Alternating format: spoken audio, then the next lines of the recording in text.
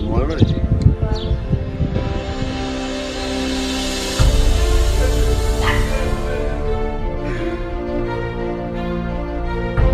Yo man ko luto rap yan eh. Tiyan sa loob. Ay, tiyan sa loob. Wow.